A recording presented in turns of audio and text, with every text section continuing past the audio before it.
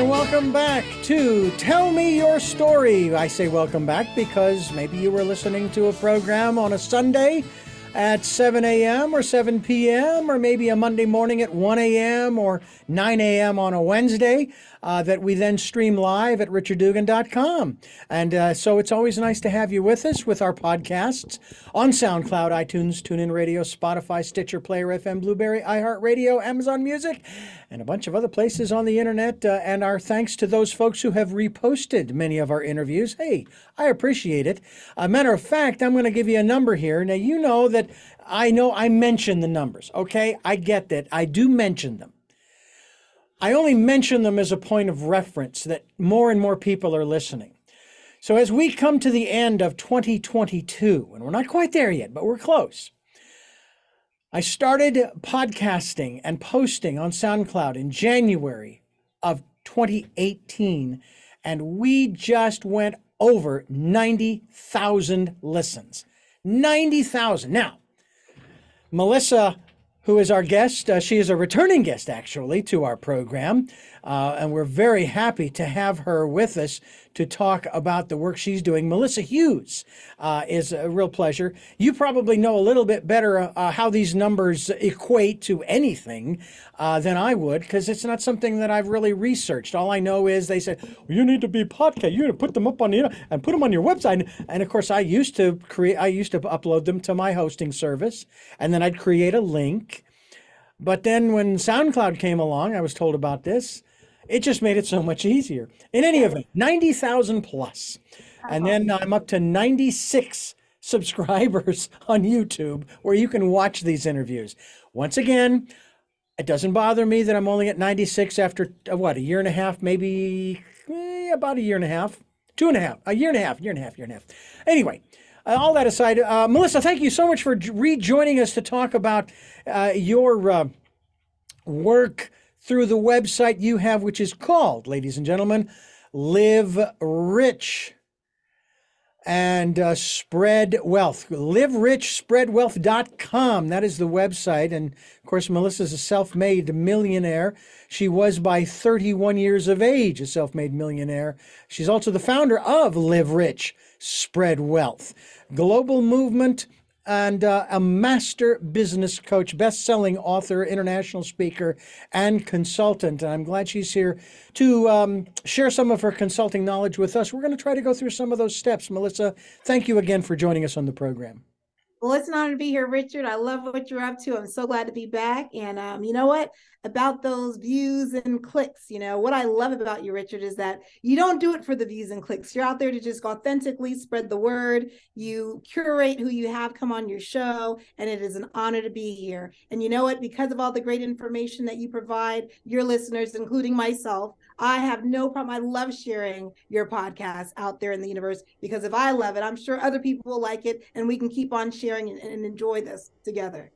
Well, one of the things that I am intrigued by this whole internet thing, which was relatively new to me when I was interviewing, period.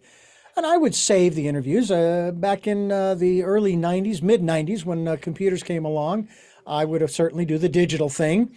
And then I would save them. And I mean, I've got hundreds and hundreds on CD that I probably need to transfer and maybe upload, because the information with those guests is just as relevant today as it was back then. And we're talking now 30 years. Wow. Yeah, really. I've been told I sound pretty much the same as I did back then, although I'd be hard pressed to believe that. I'd like to think that there was some level of improvement, ladies and gentlemen. I want to talk to you about this aspect of business. And the first place I want to start, because I do want to get into some steps. I want to get into some steps that people can take if they know that what they're doing right now isn't really what they want to be doing. They have had this dream, this aspiration, this thing that's been nagging at them, hey, in some cases for decades. Right. And nothing has come of it. And it's because they haven't done what is needed. And nobody can do it for them. They have to do it themselves. I want to touch first upon what we touched on in the program last time, but I want to expand on this in terms of our inner life, that still small voice, again, as we talk about on this program, people encouraging people to go within during the decade of perfect vision, the 2020s. Talk to us about that. Uh, how do we scratch that itch and Right. bring it into physical manifestation? Right. You know, the real beautiful thing about this when it comes to your intuition is that everybody has it, which I love, but you know, we don't all listen to it.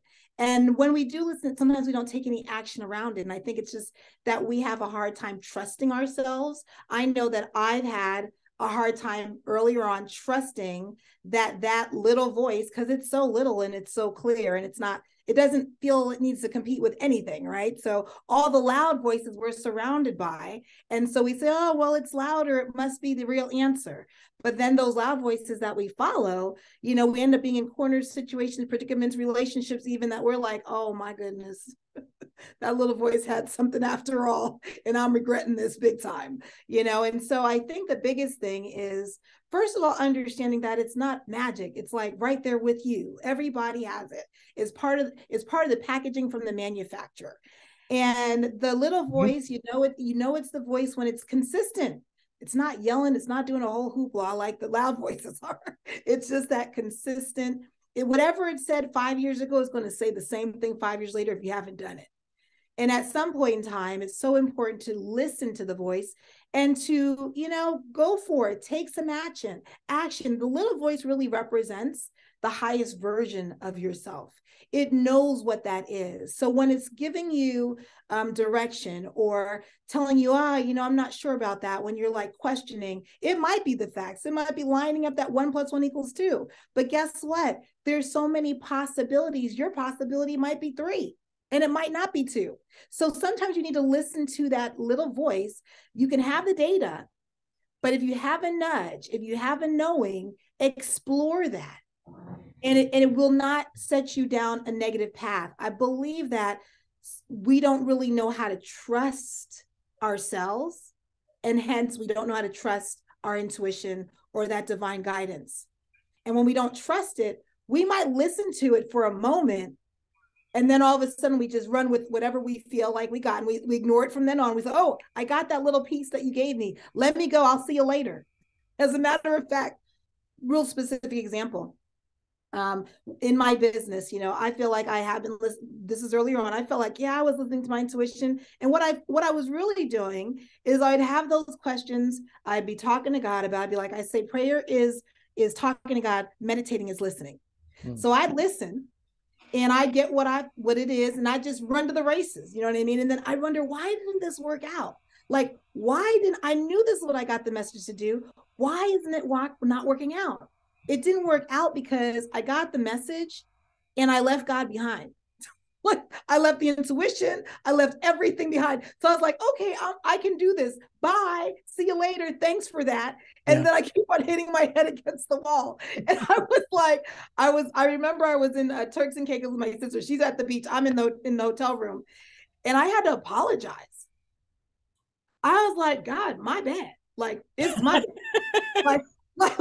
like I get it now. Like, I understand when you share with me and you have this divine guidance that's already built in my atmosphere and my soul, and you give me that direction. Oh, you're supposed to go with me. Like, I'm not, you're going with me. So at any point in turn, at any left turn or right turn, I can tap into my intuition to find out what's that next step. So it's like a relationship. It's not a one and done. It's not a one and done. It is really surrendering to being in the surrender of living in that divine, if you will, living in that intuition, getting the direction that is always really serving your good. Even when you're outside of your comfort zone, as I have been several times, I realized in that moment that I had to say, look, not only will I get the message, but I will be connected to that message. I'll be connected to the next step and the next step and the next step. And I won't always lean on my own understanding, because my own understanding, no matter how smart I am, there's still bigger possibilities than that will serve me way more. So if I'm just leaning on what I know, I'm living a small life and a small existence. Mm. It's not right or wrong. It's just a choice that we all have. Melissa Hughes is my guest. Live rich, spread wealth.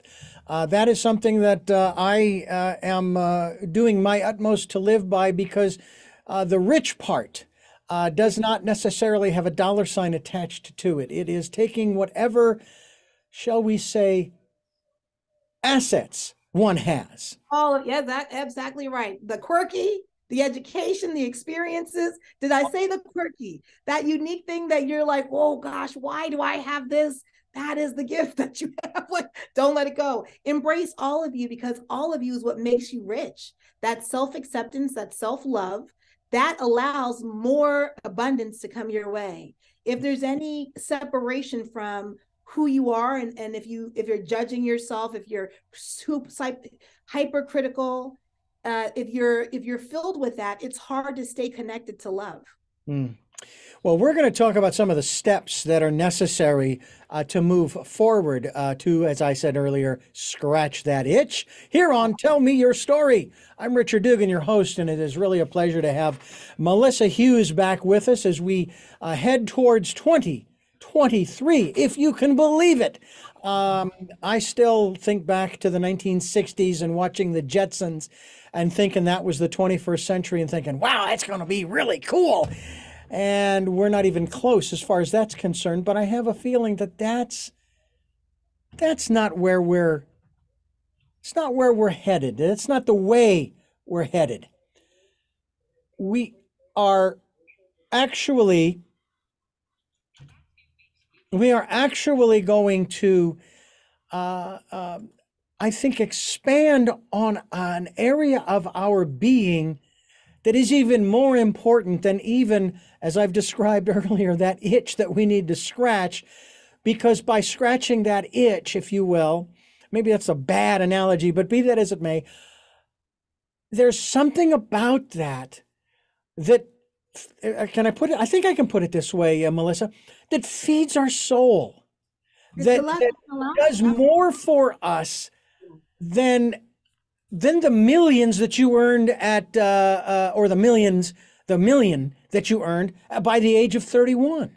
Yes, absolutely. I will tell you that at 31, earning millions, and the first time I made a million, I was lonely. I wasn't comfortable with abundance.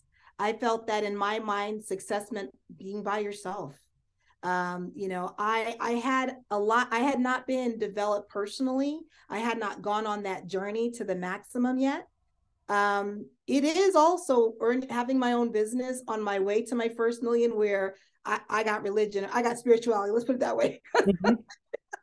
Having your own business, like there's so many things, so many moving parts. And when I realized, on that Thursday, when I didn't know if I can make, payroll, I mean, the next day I was able to make it, but it took my mom and my grandmother praying for me to make it through that night, because in that moment I said to myself, I would rather die than to face people and tell them that I could not pay them when they had already worked it. And I know that this payment for them meant food on their family's table. And that was the first time I ever experienced that before. And these two ladies prayed for me over that night. And when I walked, and I made it through the night, when I walked towards my first one with the spa, there was a man waiting to pay for his wife's membership, which covered payroll and supplies. Wow. And so that's when I knew, because that age that I was that hyper type A. If I couldn't figure it out, I'd do something different. I just hit that wall over and over again. I had the energy, I had the spa, but in that moment, I was down and out. I was tapping out off the world, off the planet. And the fact that I made it through the night, and that's the miracle that I was able to experience, that's why I'm here today. So that's the thing it's bigger than us. And that's when you're really in alignment, when you're able to, that's why I discovered, that was the beginning of me discovering, like it's not all by my might. like that had nothing to do with my mind. Let me just be crystal clear. But I think that's something else that we need to keep in mind too is, yes, I have this vision, I have this dream, I have this idea, but I'm not going to fulfill it on my own by myself, because it doesn't work that way. But it's Doesn't. still my vision, shall we say. It is. It is your vision. And so the beautiful thing about it being your vision is you don't need anyone's permission to follow it. Mm. It was a seed that was planted for you, designed specifically for you. So it's kind of like your baby.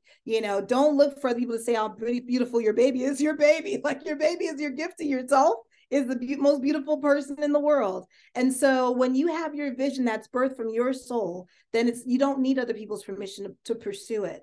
And if they cannot buy into your vision, that's on them, that's not you. And you can't expect them to. They'll have their own vision, they'll have their own journey. So, first of all, treasure what is the message that you received. Treasure that.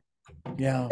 Then take the action. You don't have to know all of the steps. You just need to know the next step and then the next step. So the vision is big, but all you got to do is keep on moving. When you're moving, you can be guided. When you're in motion, you can be guided.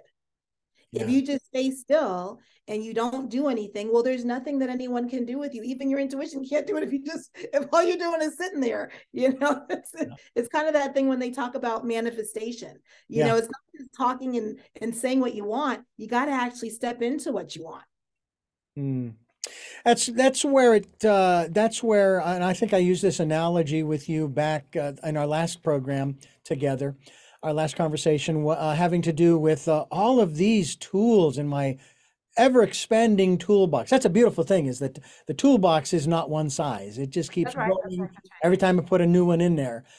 And so what you're basically saying is that you got to take the tools out and start doing something with them. Yes. Emotion is, as I've heard this phrase, maybe you said this the last time, energy in motion. Yes, it is. It is. Yeah. It is. And you want to make sure that you're putting the right energy towards it, right? So you need to be in the realm of that it is possible and that you can be human and it doesn't have to be perfect. But there's joy in following your purpose. There's joy in stepping into your vision.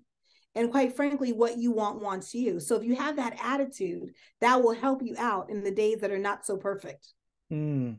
And so your state has to be filled of like a higher energy, a higher frequency.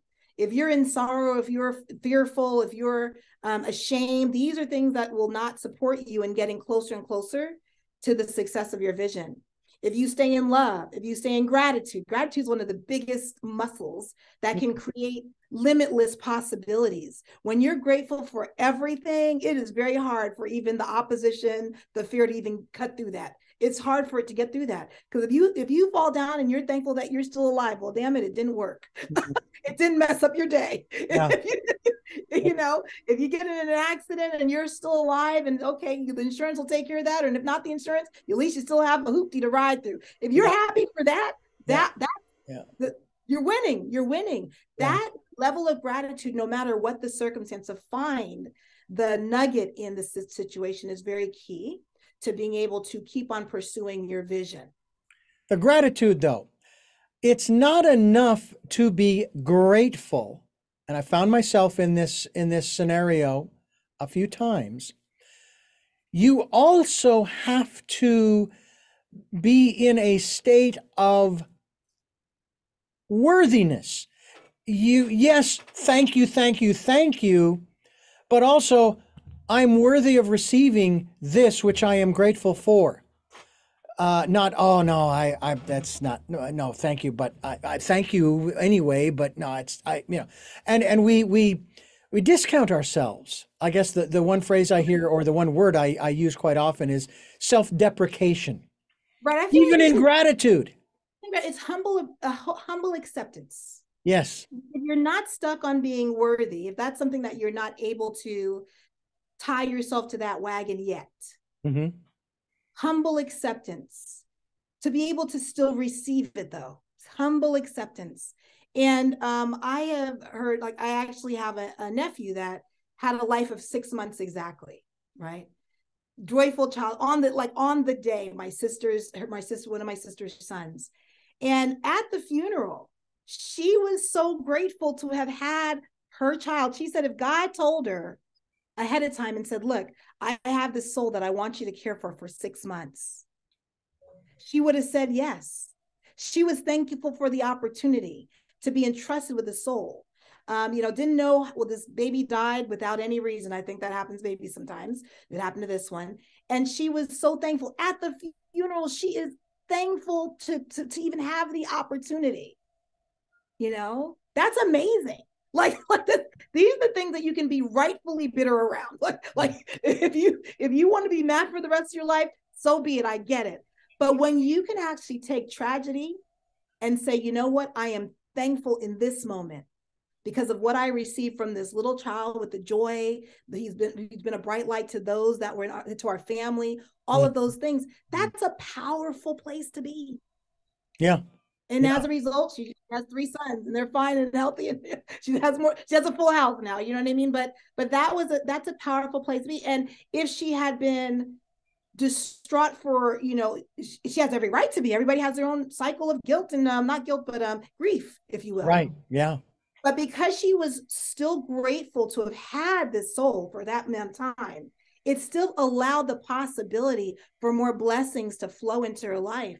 If she had been stuck in time and not be willing to move or move forward, those other children would not have come through. Would not have been in that. If you're, oh, what, this is what happened in the first one, so I can't do that again. Yeah. Melissa Hughes is my guest, and we're talking about her, the work that she does through a website. It is entitled Live Rich, spreadwealth.com. That's the website. Live Rich, Spread Wealth, all one word, believe it or not, .com. There were some of us who used to write like that, folks. And you are listening to Tell Me Your Story. I'm Richard Dugan, your host, and it's really a pleasure to have you with us, Melissa. Melissa, what if there was a single title? We'll continue on with some of these aspects of fulfilling one's dream. But what title would you give yourself overall, aside from all of the others that I mentioned earlier, which there are quite a few of them, or none at all? I mean, it's certainly up to you in terms of the person that you are, the person that you present to people, and the work that you are here to do. So I don't have any special titles other than the ones that you've already seen. I really stand for authenticity, but even more important than that is integrity. Because when I'm in, it doesn't matter which circle you meet me in, I'm the same. Right. And it wasn't always that way. It used to be that if I was working in corporate America, it'd be a certain way because they don't want all of me. They just want the part that's going to deliver on the goods. If I'm with my friends and they're like laid back, then I'm not the smartest person in the room because I just want to make sure that we're just cool. We're all equal. We're not like trying to show, we're not, I didn't want to be too braggadocious, too brilliant. Even though I had successes, I was able to dim my light to make sure everybody's comfortable. So I would say now I'm just in integrity with all of who I am. And so in that regard, no matter what circle I am, I'm comfortable. I'm with the people I want to be with. I'm at the places that I want to be, when I want to be, with who I want to be with, and doing what I want to do. And that allows me to be all the other things like authentic, like, a messenger, because it's consistent. It's not going to change. It allows me to be filled with joy, and it allows me to live rich and spread wealth because it allows that level of integrity in my soul and in my being, allows my clients to be able to know that what they get is what they get. And there's no switcheroo and none of that. So I feel like integrity is the biggest thing. And I kind of, when I read about the people that I have modeled after, like my grandparents and things of that nature, they showed me what that looked like. Yeah. They showed me what does it look like to have your values and still you could serve people, but you could still have your values. Like you don't have to judge anyone. It's not, I'm not God. Like I'm not that's not my job. So I can be the servant heart and the servant leader and be non-judgmental and still be myself. I don't have to brighten my light. I don't have to dim my light. I just have to be me. Well, that's why I have shifted from the word tolerance to acceptance, because in the word tolerance, there's judgment. And like you said, I'm not God, Not my You job. know, you can be the person you want to be, and I'll accept you because you're a member of the human race for starter. Yeah. You're my brother, you're my sister. And if I don't like some of the things that you say or some of the things that you do, I could state that. But you know, it's one of those things where I just find it interesting that people they want to cast aspersions. They want to have something against somebody else, like leverage. And I'm sitting there going, but I don't want to carry that around. No, You no, it does. know, It definitely does. it's like an anchor that It keeps you is. from moving, and yet I know a lot of people and close friends too that they hold on to grudges and things like this. And that's one of the things that is a little disturbing to me in that respect. And I'm hoping that people will start to learn that not only is it a weight that anchors you, that keeps you from moving forward, but there's also, and I'm going to use this word, but there's also an Einsteinian phrase that also epitomizes this, and it's basically karma, you know, and what comes around goes around, or for every action, there's an equal and opposite reaction. You can't maintain that attitude without doing damage to yourself. And really, And if that's the yourself, only one you're doing damage to. if not yourself, also your legacy. Yeah, Like we are all very influential in whatever circles we're in, and what we teach and how we represent. We don't even know if you don't understand how important you are to humanity. Like everyone is valuable, and there are ripples whether you want them to be ripples or not. yeah, yeah. That's just how it works. And so there is a chain reaction, and sometimes it goes the way you predicted, but sometimes it doesn't. Yeah, yeah. Let's talk a little bit more about this process that we're in. I have this idea of oh, I don't know. I'll just throw this out there. It's interesting. I'm a part of a company that is putting on a performance here in Santa Barbara. It's the first time I've ever done anything like this. Now, I've been a part of choruses before, where we would sing at different facilities, nursing homes, things like this, or schools, or what have you. I was in madrigals in high school. I had a quartet a few years back that we would go around on Valentine's Day, and people would buy these singing Valentines, and we'd give the recipient a rose and a card and a little thing of chocolates and so forth that the other loved one bought for them. But this is on stage in front of a whole bunch of people, 3 performances. I've never done anything like this before. Stepping out there, I'm not really acting, I'm part of the chorus. Okay, Yeah. I'm part of the chorus. But I do have, I think, 1 or 2 lines in Act 1. Anyway, so I have stepped out of my comfort zone. And I'm going to tell you, after hearing what the director said this past Saturday, to the cast that was there. He was not a happy camper. And there was a part of me that wanted to say, I don't think I'm going to do this. This is too hard. I can't take that kind of, and of course he wasn't directing at me because I wasn't the one that he was talking to. But then I ran that through my mind, and I also remember what I read at the front end of the thing in September that said, and please, if you're going to make the commitment, stick to it all the way to the end, because everybody will be counting on you as you will be counting on everybody else to be there. And I thought, I can't do that to them. So I'm going to, however it turns out is how it turns out. Well, that's what I love. But You're I got out of my comfort zone. Is that one of those aspects that we have to do in order to manifest? Is get uncomfortable. Absolutely, you have to get uncomfortable, because you know what, because you're going outside your comfort zone, you're making an opportunity for things to experience that you haven't experienced before. So yes, this is flip, that's the other side of the coin. So even though you have never done it before, you've done a lot of things, so now this is your next assignment, right? So now why go back to that? This is the next part of your getting outside your comfort zone. So, okay, I'm stepping out here, I'm totally uncomfortable. But as a result of that, there's other possibilities that can come through because you're willing to do that. There are people that you can meet. There's experiences that you can have. I mean, it makes for a richer life. Yeah. And the other thing too is that when you do this, especially if you have a significant other, you may be separated from them for a time. I mean, my goodness, every Monday night I leave the house at 6 and I don't get home till 9:30. And then Saturdays, and in December, every Saturday this month until the performance, I am at all cast rehearsal. We're doing the blocking, we're the staging, and all this stuff, and on and on and on.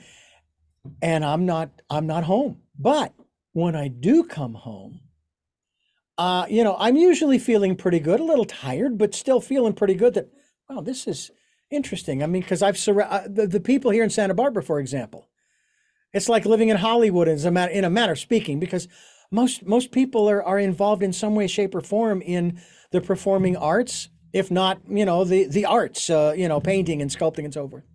Right. So it's just really an interesting area to be in that even though I suppose people would say, well, Richard, you've been doing these radio shows for 43 years and da da da da. Yeah, that's me being me. Okay. Right. That's within your comfort zone.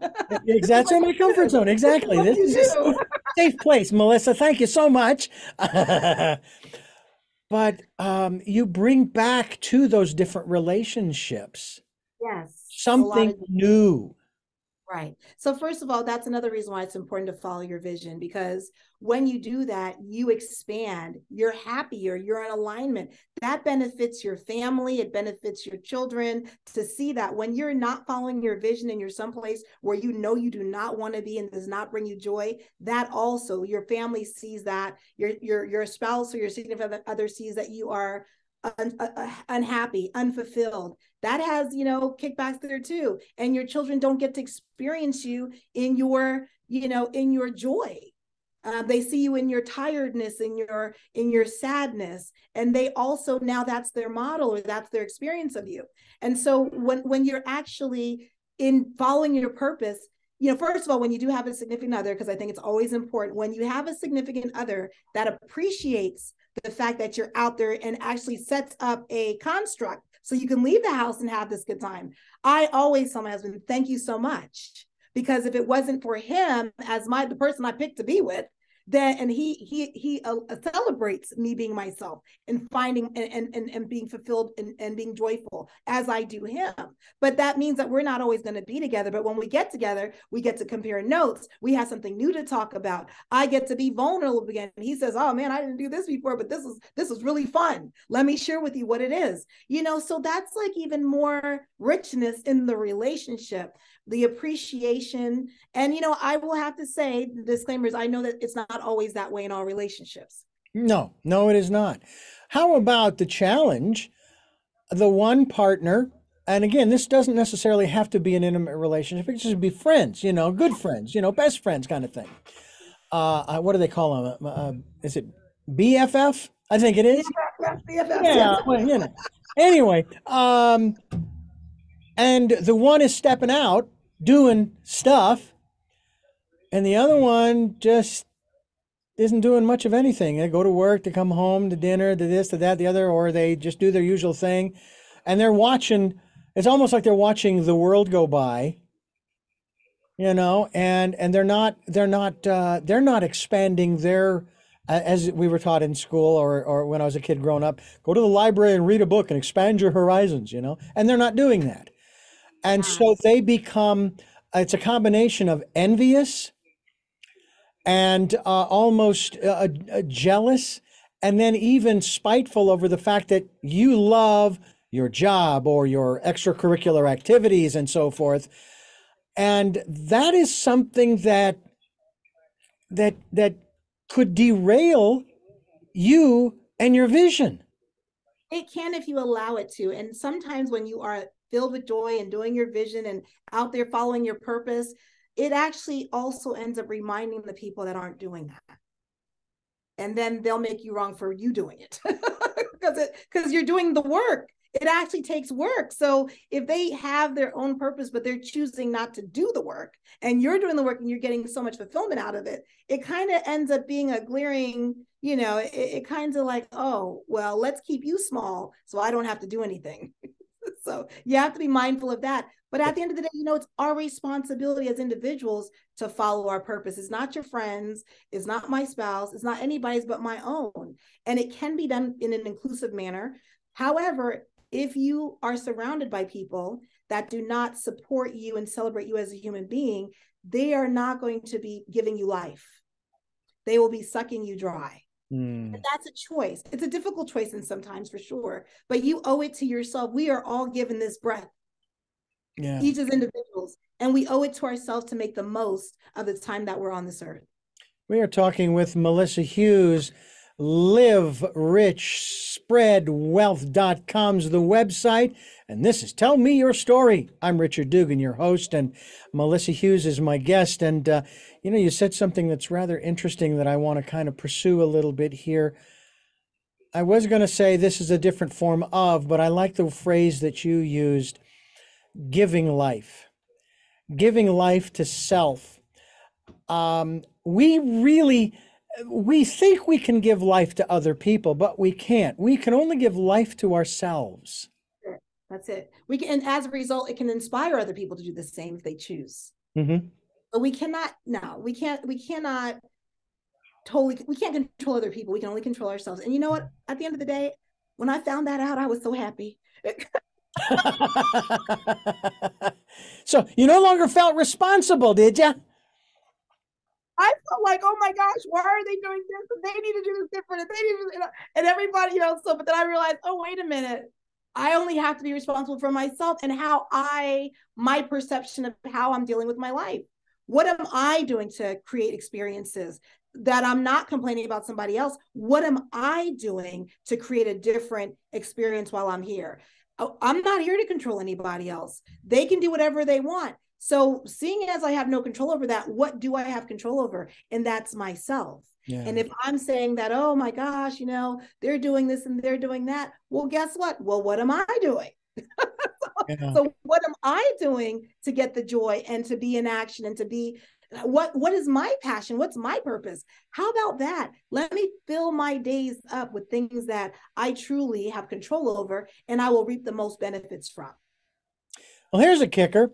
Do you think that someone who is challenged by that attitude of self, they've got the vision, they want to do something, but they're kind of stuck, therapy, do you think that's a direction that one might go? And does it necessarily have to be a professional therapist, psychologist, psychiatrist, etc.?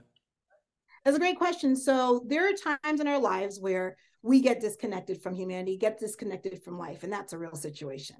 And it depends on what it is. So first of all, we're not going to be, most people cannot go it alone. And sometimes we can fall down pretty bad. We need someone to pick us up. Sometimes it might be therapy. Sometimes it might be a great friend, a mentor, a coach, a confidant. You know what I mean? But just to know that you're not by yourself, that whether it is an informal relationship or a formal relationship, you owe it to yourself to live your best life. So recruit whatever resources you need to support you from breaking through anything that you feel like are your challenges. No one's perfect and everybody doesn't know how to do everything right. So if I'm falling down in one particular area, like my health and my well-being, then guess what? Me looking at myself all day, saying all the things I should have, would have, could have done, that's not going to be productive for me. I need to step out of my world and find the support so that I have accountability for me to stay healthy, because I really want to be here for my child. I really want to be there to see her grow up and do whatever she's going to do. Don't care what she's going to do. I do, but I'm just saying I would rather be there to see it all. So I'm highly motivated, but I'm not the best one to say, Melissa, what do you think about working out today? Well, I don't know. Won't happen that way. Yeah. And the issue of personal responsibility, I will tell you that back when I was working in Phoenix for a Christian station, the dirty word was, and it was a hyphenated word, I guess, personal responsibility. Because if good things happened, then it was God. And if bad things happened, it was the devil. And I'm sitting here going, that makes me a puppet on a string being manipulated by forces I do not understand. And it's like, I can't accept that. I just cannot buy into that philosophy, uh, because if that's the case, then the one thing that goes right out the window is the fact that my life has meaning. If I'm just a puppet on a string, I don't know, my life has no meaning. There's no relevance. What a legacy is irrelevant. Anything else that I ever think of, because I've got these two forces that are, well, who am I, Job? Kind of thing. It's not the game. This is not a game here. Not in the sense that, oh, we got to take this seriously, but it is a game in that, are we going to play? Are we going to have a little fun? Are we going to enjoy ourselves? Or are we going to bog ourselves down? And that's where I want to go to next in terms of words. Words have power, and Melissa Hughes has words she's going to share with us as we continue here on Tell Me Your Story. I'm Richard Dugan, your host, and we're talking with the gal who has got a website, and it is called Live Rich, Spread Wealth.com. I hope that you'll go to that website, and I hope that you will find out more about the work that Melissa Hughes, our guest, is doing.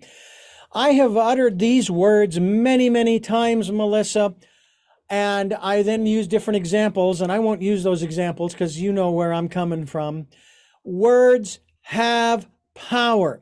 Part of my book Choices has to do with matching your words to your choice. Yes, yes. And there's the whole thing about the glass being half full and half empty. I just want to know, what's it filled with? That's just my question.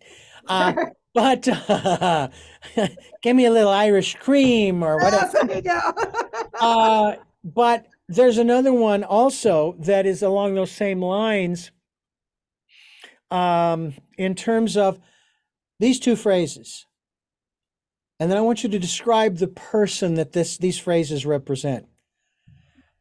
That's not bad. That's good. Those are two different people. Two different mindsets. Totally different. Yes. Yes. Yes. Yes. Yes. And so, so the person, I would say, if I was going to describe the person, that's not bad is the like, let me give you something in spite of my person, like my mindset, right? But the person that's like, that's great. That's good. This is a person that's full of like abundance. That's not bad is like, that's kind of more scarcity, So it's like, what can you do to really use the right words to get the right results? So when you're talking about this step and really getting introspection, giving people the steps, number one is you have to know that it's possible. Number two, you need to be in movement. Number three, you got to, listen and then be in movement and then be mindful of your words. What are you asking when you're looking at being guided, when you're looking at taking back your power and not being between this or that, and you're getting the power from within? What is the question you're asking? It's dependent on the questions that's where you get your results. And an example of that is if someone is like looking at their, their bank account and they're like, oh my gosh, how am I going to make it through the month? Or please, their prayer is, please let me pay this bill to, so I can get through the month. As opposed to, what can I do to make sure the next generation is okay? like, what can I do to make sure the next generation is wealthy and wise? What can I do today to support that even the children that never get to meet me, they're benefiting from the work that I do today? It totally shifts, can be the exact same issue. Yeah. Yeah. The exact same issue, but one will elevate you and one will keep you exactly where you are because you're just looking for this month to be covered. And then the next month is the same thing. Whereas this other person is looking at like, how can I create generational wealth for other people? What does that look like? And if you're doing that, then guess what? The byproduct is that you're taken care of. Yeah. Yeah. Yeah. You're absolutely right. The words that we use are so important. I even got into discussions with people on in regards to politics and elections and campaigns, and they would accuse me of being so. Oh, Richard, you're just being naive. Come on, it's just politics. And I said, no, you don't understand. Words matter. Words matter. And so when I hear a candidate disparaging another candidate, I say, you just lost my vote. You don't talk about the other candidate. You talk about you. You I want tell to know me about what what you're doing. yeah, Yes. what are you going to do? What are you Right. going to do? Not what is the other guy not going to do, or what is he Yeah. going to do that's going to ruin things. Yeah, that's how much it matters because I want to know what is your plan. Not Yeah, that everybody else's plan is bad, but what's your plan? yeah, Because yeah, that's what I'm voting. I'm voting for what you put before me. And yeah. it's not even whether it's voting or just being in relationship with people. The Mm-hmm. kind of conversations that we're having, life-giving conversations, is where like for example, even when you're talking your tuition, you could say, "What's wrong with me?" Well, guess what? Yeah, Nobody's going to answer that. Your intuition will never answer what's wrong with you because there's underlying belief that there's actually nothing wrong with you. you're right. Correct. You can Correct. do what does it need to look like so I can get over this hump, over this challenge. Now you can get some answers. Yeah. Matter of fact, Those are questions in your words. right. One of my previous guests, he was actually a rabbi. We were talking about his work and everything, and he always used the word whenever a conclusion was asked of him that was accurate. He never would say yes or right. He would always use the word correct. That's correct. And I thought, interesting. And that's more accurate than saying right, because right has I can go to the right or, that kind of stuff. Right, So, that's right. Mm-hmm. and so there's, Correct. there's an accuracy in dialogue. Right, right, right. Or correct, Richard, correct. Now I got you doing it. Yeah. And I have to remind myself all the time. We're talking with Melissa Hughes about the work that she does, and I'm curious where you are today. You have, I guess, is the right word facilitated? You have facilitated others in the manifestation of their vision. You didn't do the work for them, but No. you are sort of like a mentor slash, obviously one of the titles are coach as Sure, well. sure, sure. Yes. So I do facilitate that for them. I always think, they already have the gifts. Hmm. They already have what it takes, but they might not have the blueprint for this kind of way of being. And so when they're looking to serve the world, they might be in a job that they're not happy with. They know they can do more like I did. And when you step out in that, you're stepping out of there's a different structure for that. If we're going to work for somebody else, there's already a structure laid out. If you're looking to go into that and follow your purpose, well, how are you able to sustain your family? How do you sustain, the bills and all those things Yeah. as you're making a difference? So that's what I do. I come alongside them. I call them the giants. I come alongside them and I support them on being able to identify, well, what is their purpose? What's their vision? What's the highest version of that? How can we package them and position them in the appropriate way and make sure that their pricing makes sense? And then how do we implement that? How do they do their marketing, their sales? How do they run a business around their purpose so that they're in alignment as they serve the world and their legacy is not suffering as a result? Their legacy is actually exhilarated and in alignment with what they want to leave as far as a fingerprint on this earth. So that's what I support them on, monetizing their soul purpose. And then I teach them the systems so they can lock it in and they can get their freedom that way.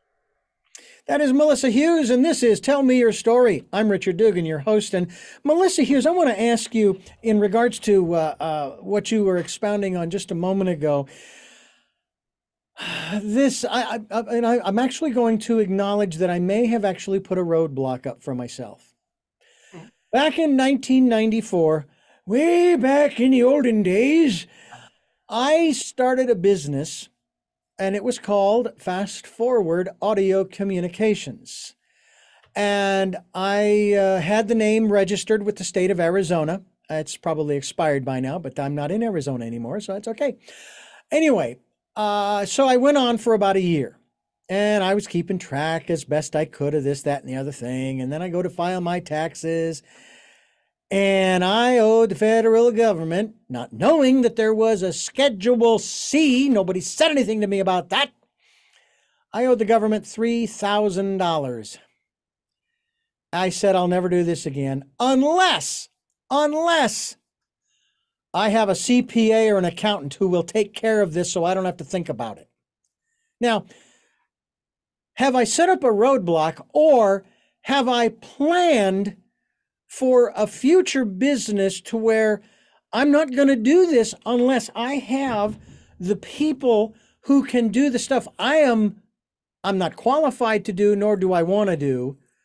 And so I'm actually, maybe am I setting myself up for success in that regard because I say these are the conditions under which I'll do this again. Absolutely. So therefore, you are setting yourself up for success. Okay. The world of entrepreneurship and business is not, you don't know everything when you get in there. Nobody does, right? And so as a result of being in action, you're going to learn. You're going to soar or you're going to fall off the skinny branch. Like that's one or the other. But you'll learn a lesson. When you fall, you're just learning a lesson. That's all it is. It's not right or wrong. And as a result of that lesson, you're saying, okay, well, this following year, then I'm going to have a bookkeeper.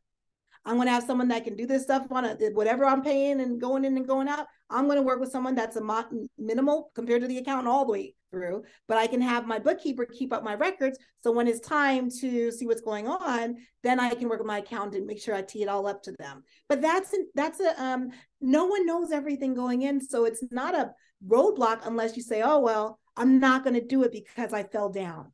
Yeah. Or I'm just not going to do it. No, I'm not doing that again. Are you kidding me? And that part is the roadblock, not the fact that you found out something that you didn't know before. Oh, thank goodness. Yeah, right. Right. But that's what I say. We have to give ourselves grace. Well, then I was in the right frame of mind at the time that I made that statement back in 95 when I put that darn tax form in the mailbox and then put myself on one of those payment plans. But it's I know a lot of people, they get really cranked up over the whole issue of taxes, and bills and whatever but I look at it this way, and I don't know if this is, you help me out on this in terms of a perspective that you would have on this. If I earn $1 million, okay, in other words, I put out the product or service, and I get to keep $500,000 of that. I get to keep $500,000. I still made $500,000. Now, granted, it was gross of $1 million. 50%'s gone. I still have the other 50%, more than I ever. It's along those lines of the ladder that I think I described it to you last time, maybe not, where when I was first in this business, I was getting maybe $10 and $20 at a time for little projects, 10 and 20, 10 and 20, 10 and 20. And that actually went on for probably, maybe 20 years. I mean, that was fine, Every once in a while, it would bump up a little higher. Then in the 2000s, it turned into $50 and $100 bills, and 100 here and 100 there and 100 here and 100 there. And here we are in the 21st century, in the 2020s, and it's actually really right up around 1,000 a shot. 1,000 here, 1,000 there, 1,000 here, 1,000 there. And it's been a gradual thing. Now I'm 62. You had your first million at 31. And I'll go back to what I said before. It doesn't matter when you get it, but that you get it. Yeah, that's what you want. Absolutely. Yeah. Absolutely. And that's what it is progressive. I had a client I was talking to on Sunday, and she says, she's tax time anyway. And I was like, all right, how's everything? And she says, I doubled what I made last year. And so is it perfect? Is it like, what she wants? It's not the crescendo by no means, but she now gets to pay herself, as opposed to before she was just paying everybody else. Yeah. Now she got to take a salary. Now she doubled it. So now it's not all in her account because she's actually buying real estate. She's she's diversifying. She's now been able to create enough revenue in her business that she can now think about expansion. Yeah. And putting seeds in the ground so that she's truly building this empire that she's always wanted to do. And so it is incremental, and she's like, oh, but I'm only seeing this amount on the account each month. I was like, yeah, it's double from last year. And now guess what? Next year, when it's double from there, then that's what it is. I said, we're not here to be satisfied, but we are here to own the reality of what the situation is. Yeah. Every year it's incremental increases, and you want to have grace around that. And actually, sometimes if you were to quadruple or 10x it, it might break your business also. So just as bad as not making the money, having an influx of funds and then having to fulfill, whether it's services or products, can also break your business. So that incremental, steady as she goes, that's actually something positive and to be said about that. Yeah. Well, I'm happy with it because it serves me at a given time when it's really needed. Not when it's wanted, but when it's needed. And it kind of goes back. I don't know. Did I share the story of the two gentlemen going to breakfast, lunch, and dinner, and the genie? No, I don't remember. All right. Well, there was this story that I read about where these two gentlemen would go to breakfast. They went to breakfast one day, and you've got let's just say Frank and John, and they have a great breakfast, great conversation, and the bill comes, and John picks up the tab and reaches in his pocket, and he pays the exact amount, including gratuity. Oh, very nice. And, of course, Frank thanks him for that, and they go on their merry way. A few weeks later, they get together for lunch. Same scenario. And John picks up the tab and he pulls out of his pocket exact amount plus gratuity. And they go on their merry way. And Frank thanks him for that and so forth. They go to dinner. Same thing. Finally, Frank, as John is paying the bill, he says, John, first of all, I can't thank you enough for, you've been, paying for the breakfast, lunches, and dinners we've been going out to. And I thank you for that. It was very, very nice of you. I'm very grateful for that. But I'm just curious, how is it that you always have exactly the right amount every time? He says, well, let me tell you. He says, I was going through one of these storage lockers, that I bought, and I came across this lamp. It was all dusty and dirty. So I started rubbing it off, cleaning it up really good. And all of a sudden, this genie comes out the top. And the genie says, thank you for releasing me. I will grant you one wish. And you cannot wish for more wishes. Yeah. He says, well, can I get back to you? He says, sure, I'll be here. No problem. So a few days later, he comes back and he says, okay, I know what I wish for. He says, I wish to always have what I need when I need it, as far as monetary necessities are concerned. And that is how he always had what he needed and so forth. And I've often thought about that in terms of The Secret and the law of attraction. And they said in one interview, I was talking to some people, they said they left something out. So they didn't do it on purpose. And that is, are you certain that that which you are asking for, that you quote unquote want, is in your best interest, is for your highest good and your life's purpose? That's not to say the universe won't give it to you, but then doesn't that go right back to listening to the still small voice? Absolutely. And you know what happens though is that you can ask for whatever you want, but I do feel like intuition is only interested in what's going to serve you in the highest good. So you might not get everything you ask for. I mean, sometimes you can just go for it anyway. It has nothing to do with your intuition. But when you're listening to it, it's only there to serve you in the highest way, to your highest self. Right. And that's what's so beautiful about it, because it's not there to steer you wrong. And the gifts that you get from following that intuition, that small voice, are plentiful. And it's also, when I said you have to have the right mindset, because you can actually get more than enough.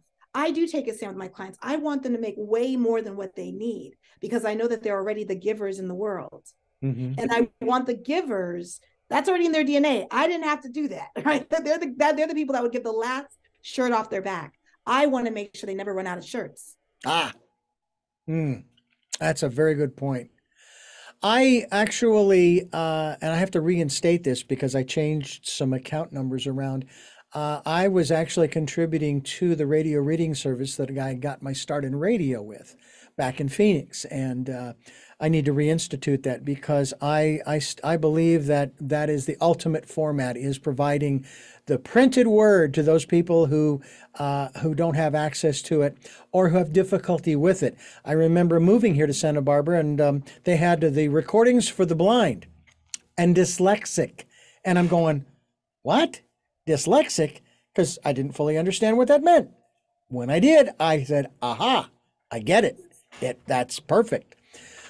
So that's to me the most important thing, is that people have access to information, whatever information they want, whether you like it or not. It's up to Exactly, like them. everybody else. Absolutely. Yeah, And that's why, Richard, that's why I want you to have not only what you need to cover, but I want you to have above and beyond because you're a giver. yeah, So when you have above and beyond, you will actually give to others. And that's what spreading wealth looks like. yeah. It's giving from your overflow. Do you find that the principle, and I phrase it this way, the principle that there is always, I call it a universal law, that there's always an exchange. You cannot escape it. That in order for there to be a receiver, there must be a giver, and vice versa. Yes, yes. And I it's totally true. And that's why when you cannot receive, it disrupts the ecosystem. Yeah, the flow. Yeah, the flow. It totally disrupts the flow. So if I'm like telling my clients, look, if you can't receive a compliment, don't you're gonna wonder why you're not making money in your business. Because like if you can't receive something as simple as thank you look great or whatever, then how are you going to receive any funds in your business? Yeah, Like you have to be willing to receive just as much as you give. And if everyone, the people that I work with, I tell them, look, if you were receiving as much as you're giving, you'd be a millionaire already. yeah, So be open to the flow, be open to receiving. yeah, absolutely. And that's a hard one for a lot of people, especially coming from the old school, who will label that as charity. We don't take charity. Our family doesn't. And it's like, what are you talking about? How do Yeah, you figure if if I was in need, would you help me? Well, sure I would. Well, then what's the difference? exactly. And What's the difference? it's bigger than us. It's Yeah, always bigger than us. yeah. Don't stop the flow. I mean, because that's someone's blessing to be able to give too. Mm-hmm. It really adds value to the texture of life when you're able to, oh, I have more than enough, let me share with someone else. And everybody's not like that. They're actually takers also in the world that would not share if their life depended on it. So Yeah. if you're the givers and you've been giving, be open to receiving because that can help you. It can help your next generation. It can help your health. It can help your career. It can help so many things. Your life could be richer if you would be open to the flow of giving and receiving. Yeah. I don't know why this one phrase just keeps rolling through my head again, going back to my days at that one station. Cast your bread upon the water, as the phrase goes. I'm going, yeah, but then the bread's all soggy. And It's kind of that's wet. not what it meant. That's not what it meant. Melissa Hughes is my guest. LiveRichSpreadWealth.com is the website, and we are here on Tell Me Your Story. I'm Richard Dugan, your host, along with Melissa Hughes. And Melissa, I want to ask you to maybe break down into some bullet points what we've talked about in this last hour. And we've covered a lot of ground, I understand that, but I think that these are principles and steps that I think go a long way. I think we started out with, of course, listening to our intuition. Yes. And so it's interesting that you say that because I'm actually today starting a challenge, which is called Take Back Your Power. And it's Ooh, listening to your intuition. And so what the steps are is first of all, you have to know that it's possible that you definitely have this companion. You're never going to be alone. And you have to listen to it. Once you listen to it, know that it's not leaving you. Move forward, be in action, and keep it close. Then the other thing is be mindful of the questions that you ask. If you have a vision or a purpose and you have no idea how to get started, say, what does it need to look like for me to take the next step towards this with grace and ease? Understand that this can be done. It's the quality of your questions that you'll get the quality of your answers. mhm. And so I always ask, what does it need to look like for me to do this, whatever it is, with grace and ease? And I listen to that and I take that next step. And also, when you are ever overwhelmed, it's okay to take a step back and talk to your intuition. Ask your intuition, what does it need to look like in order for me to have a healthy and productive relationship with my child, with my daughter, with my husband? What does it need to look like for me to have a quality, for me to go into business partnerships with this person? Is this the right person for us to have a successful business together? Ask those questions. Be mindful of what you're asking so you can truly get the the best relationship with your intuition. Mm. And I would definitely say that this will, and I'm not saying ignore the facts, I'm not saying that, but know that you can trust yourself. So knowing what intuition is, knowing how to identify it, then knowing how to trust it, then knowing how to be in partnership with it is very, very important. This has been another one of those really good, really great conversations that I encourage all of you to listen to again. You can get the podcast or video cast, SoundCloud and Spotify and a bunch of other locations, as well as YouTube, where you'll find the video. You can also go to Melissa Hughes' website, and that is liverich.spreadwealth.com. No spaces there. I'm putting the spaces in. I'm trying to emphasize here. liverich.spreadwealth.com. That's what Melissa's trying to do for all of us. She's assisting us in that process. Me too. And I look forward to an even more prosperous 2023. Absolutely. Again, I don't tag a dollar sign to it. Dollar signs are nice, but at the same time, that's not all that makes one happy. It's a lot of times accomplishments and completions of projects. Looks like I won't quite make the publication date for my book, but I'm a lot closer than I was a year ago. But I'm still working on it, along with some other projects I'm working on. Along with this this performance that's going on here in Santa Barbara. And I'm excited about that and how that's going to turn out and how I'm going to feel after the fact. And you know, did I give it my all? Did I leave it all out on the stage? You know, kind of thing. Right. And I guess the bottom line is, did I have fun? And I have to say, up to this point, yeah, I'm having some fun. I have to work through my own personal issues regarding the director and his comments to some of the cast. And make sure I'm prepared so I'm not part of the group he was talking to. But then again, turn it around and support those who might need some help, even though I'm not the best at memorizing lines. Although it's interesting, I guess I've started because I've memorized 3 lines, and I'll either have 1 or 2, depending upon which person they make me in that particular part of the performance. But it's been a lot of fun talking with you and encouraging people to be a part of the work that you are doing, and encouraging them to get in touch with you so you can be a part of the work that they are doing. And we hope that they will do just that by going to your website. Again, liverichspreadwealth.com is the website. And Melissa, thank you again. I am going to ask you again, as we go into 2023, those 3 questions that I ask every one of my guests. And here we are. I still am amazed at the fact that we've been doing this for 15 years. I'm also a little amazed, Melissa, that every time I do this program and I make reference to it and so forth, I become plural. Yes, we here at Tell Me Your Story.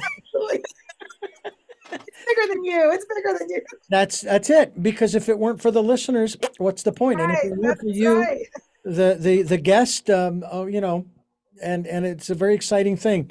And before I ask you those 3 questions, though, let me remind you that I thank you for listening to and watching Tell Me Your Story.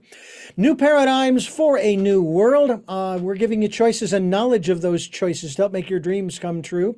Sundays at 7 a.m. and 7 p.m., Monday mornings at 1 a.m., 9 a.m. Wednesdays. That's our special edition. And we stream live at those times at richarddugan.com. We are on SoundCloud, iTunes, TuneIn Radio, Spotify, Stitcher, Player FM for the podcasts, and many others as well, and YouTube, where you can subscribe, get notified at both podcast or videocast locations when we post new interviews, new conversations.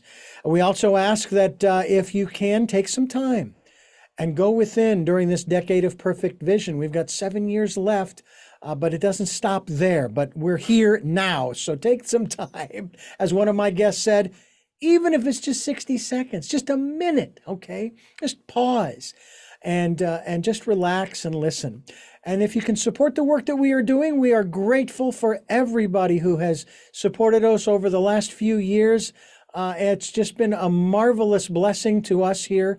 I don't know how I could express my gratitude any better than thank you to those who have helped and to those who will help a thank you, thank you, thank you. And with that, we go to our three final questions. And you've kind of answered this during the program. And again, I did ask you last time, but I'll ask you again. Who is Melissa Hughes? Oh, you did ask me that. So Melissa Hughes is a servant heart that wants to make sure that I did the best that I can while I was here. What is it that you no, I stand corrected. What is your life? Blah, blah, blah. What is your life's purpose? To support the giants and monetizing their sole purpose, answering their divine assignment, and leaving an amazing legacy as a result. And what was your best day? You know, last time I said that day, right? Every day. So, but then I remember, I'll give you a different answer this time. One of my best days was it was a Sunday in Michigan. We were riding our bikes. It was like everybody was healthy. It was beautiful weather, and we stopped by the water. And I was just like, wow, life is good. I find beautiful days out of the simple things in life when things just seem to be working. So last time I said that day, but you know, any reference that I give, it's like, I'm thankful to be here. Here wasn't guaranteed. Yeah, that's right. Today was not guaranteed. Not guaranteed. Well, I will also tell you that this morning, as I was walking, I had that sensation that you were talking about earlier, but I couldn't really define it. But it wasn't a sense of confusion. It wasn't necessarily a sense of anxiety. Maybe it was that sense of overwhelm as I started to think about the things that are going on in my life. And I'm going, what is this? I wish this would just, because I don't recall feeling that way for a long, long, long time. And I'm going, okay, let's just breathe. Okay, just take some deep breaths, and it's not necessarily going to get rid of it, but at least you'll oxygenate the body, and maybe your brain can process what's going on, and you can move ahead. And of course I did, and I got into my work day, and all is well, and it is a beautiful day. But we do have those days. We all have them. You have them, but I will bet you they're far and few between. I don't even know if they are. But I do know that I don't know if they're far and few between. It's just that I can get gratitude no matter what. I feel like I like pissing off the devil. I'm like, I'll find the reasons that I'm thankful. I'm finding like every reason I can find to be thankful, then it doesn't matter. I'm like unapologetically thankful that I get to do what I do with the people that I get to do it with. I don't take any of it for granted, and it's all a blessing. And so, Richard, I'm thankful that we get to have these conversations too. This is a blessing. And I just want to thank you for being that light week after week, session after session, podcast after podcast. Your heart's big, people feel it, they know it, and you're consistent. And I just want to thank you for who you are. Well, I thank you very much for those kind words, and I thank you for who you are. You have a great smile. You really do. And I would bet that your husband is, even if he's not 100% aligned with everything that you do, he is definitely, he's got your back, as it were. He's there to support you in whatever it is that you decide that you want to do, to help others around you, which helps you, it helps him, it helps the two of you as a couple. Absolutely. It helps our family. Absolutely. Absolutely so. Well, folks, that's going to wrap up this edition of Tell Me Your Story, New Paradigms for a New World. Again, we're giving you choices and knowledge of those choices to help make your dreams come true. And until our next broadcast, podcast, videocast, love to Lal and Jeanette, I am listening.